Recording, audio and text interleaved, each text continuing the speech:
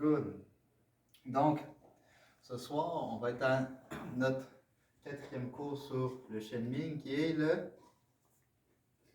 destin du cœur. On va l'avoir. OK? Donc, dernier cours, on a travaillé un peu à connaître un peu mieux la pleine attention. Et quand on écoute, quand on regarde, quand on explore par le toucher, quand on fait du pouce-main en tai chi, par exemple, OK? C'est vraiment l'essentiel pour améliorer son tai chi.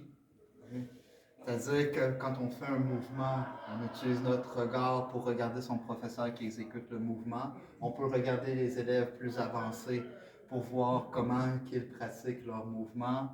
On peut regarder des vidéos, on peut utiliser le regard. On peut utiliser l'écoute. Donc, évidemment, quand je parle actuellement pour faire cette petite partie théorique-là, vous utilisez l'écoute pour absorber le savoir. Et la troisième méthode, c'est par le toucher. Souvent, quand je vous dis, approchez-vous de moi, mettez vos doigts ici sur mon sternum, puis je montre comment aller déplacer le sternum. Donc, il faut être capable de ressentir les mouvements à l'intérieur, parce que des fois, il y a des mouvements extrêmement subtils en tai chi. Si on fait juste regarder, on ne les sentira pas, on ne les verra pas. Donc, le toucher, c'est extrêmement important. Dernier cours, j'avais parlé aussi de quand on regarde une démonstration, un mouvement, on va regarder dans la première démonstration le haut du corps, dans la deuxième démonstration le bas du corps, et dans la troisième démonstration l'ensemble du corps. Donc ça, c'est quand on commence. Quand on connaît déjà le mouvement, qu'est-ce que je regarde? Qu'est-ce que je fais? Et parce que souvent, ce mouvement, c'est la 15e fois que mon professeur me le montre. J'ai vu le haut, j'ai vu le bas, j'ai vu le corps au complet. Qu'est-ce que je fais? Y a-t-il des choses qui m'ont échappé? Puis comment je fais pour trouver les choses qui m'ont échappé? Je peux utiliser les coupes yin-yang. J'ai mis les trois plus importants parce que ça, souvent, c'est pas quelque chose que je monte en parole, mais uniquement par la démonstration. Donc, il faut être attentif pour pouvoir les cacher puis pour pouvoir les inclure dans notre pratique. Okay? Donc, le premier, c'est le couple couler et flotter. Donc, quand on est ici, on flotte, on coule. Okay?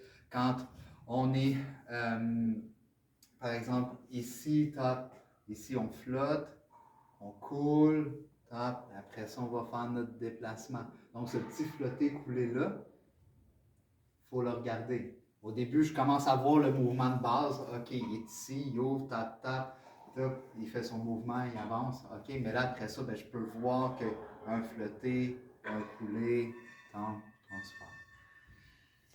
Le deuxième, très important, remplir, vider. Le jeu du tai chi, souvent, c'est de remplir une jambe, puis après ça, de la vider pour aller transférer puis remplir l'autre jambe. Okay? On le voit vraiment dans la marche numéro 7 où je vais vider cette jambe-là puis tout de suite remplir cette jambe-là pleinement. Okay? Des fois, je vais garder quand même 25% ici, je vais avoir 75% ici. Okay? Donc, mes jambes ne seront pas nécessairement complètement vides ou complètement pleines, mais en observant les postures, OK, là, le poids, l'intention du poids est plus ici, mais il y en a quand même ici.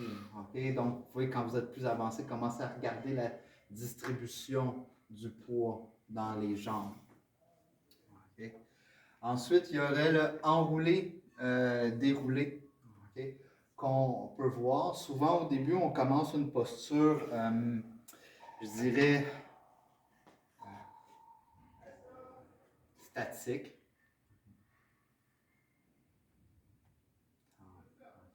À un moment donné, quand on va avancer, il va y avoir un petit...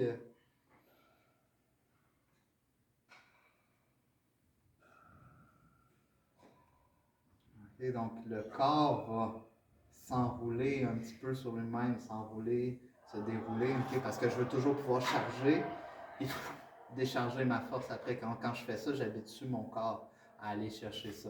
Quand je fais ici, hop, j'enroule, hop, et je déroule et je vais enrouler de l'autre côté. Donc, c'est très important d'enrouler, dérouler, enrouler, dérouler, tac, tac, tac, comme ça. OK, Il y en a d'autres, des couples yin-yang qu'on peut regarder, mais ces trois principaux-là à avoir l'œil à développer quand je fais la démonstration, soit d'une démarche méditative ou de la forme. Ça peut être un très bon guide pour pousser votre pratique, raffiner votre pratique. Hein? Donc, ici, on a constance égale raffinement. Donc, on se pratique, on développe, on se raffine. Il y a généralement deux approches au raffinement. Une approche qui est externe. C'est la métaphore des feuilles de papier. Une feuille par-dessus une feuille de papier, par-dessus une feuille de papier. 3 feuilles de papier, une par-dessus l'autre, ça paraît pas beaucoup, mais 100 feuilles de papier empilées une par-dessus l'autre, ça paraît. On a un principe externe d'accumulation étape par étape, souvent en musculation, en souplesse. On va aller rechercher à, OK, pencher un peu plus, on va accumuler, on va chercher à aller plus loin. Okay? C'est une approche qui est généralement très physique, donc externe, plus adaptée peut-être à la boxe chinoise ou au Kung Fu. Okay? Tandis que quand on est dans une pratique plus de Qigong, de méditation, de Tai Chi, on va plutôt vouloir avoir un raffinement qui est dit interne. Donc c'est un peu comme des couches d'oignons. Donc on va enlever une pleure, on va enlever une couche, on va enlever une autre couche, on va creuser, on va aller de plus en plus vers l'intérieur. C'est plutôt une démarche de dépouillement plutôt qu'une démarche d'accumulation. Okay? Donc, par exemple, quand je suis ici au début, quand je commence à tenir la posture, puis qu'après 30 secondes, ça me fait mal parce que tout tient, ben, je vais chercher à relâcher. J'ôte une couche d'oignon. Je vais chercher à relâcher. Je vais ôter une couche d'oignon. Donc, comment tenir la posture sans la tenir le plus possible? Ou comment déplacer quelqu'un sans utiliser la force? Okay? C'est tout le questionnement ou la recherche de la démarche interne est un peu derrière ça. Donc, on va aller travailler beaucoup sur un principe d'efficience. Donc, comment faire une action, comment je peux soulever un poids de 20 livres avec mes muscles de façon efficace, mais comment je pourrais le soulever en utilisant le moins possible mon action musculaire. Comment je pourrais m'y prendre. Puis là, on rentre dans une démarche de dépouillement qui est plus interne. Est-ce que c'est une différence intellectuelle ou si c'est une différence physiologique? Les deux.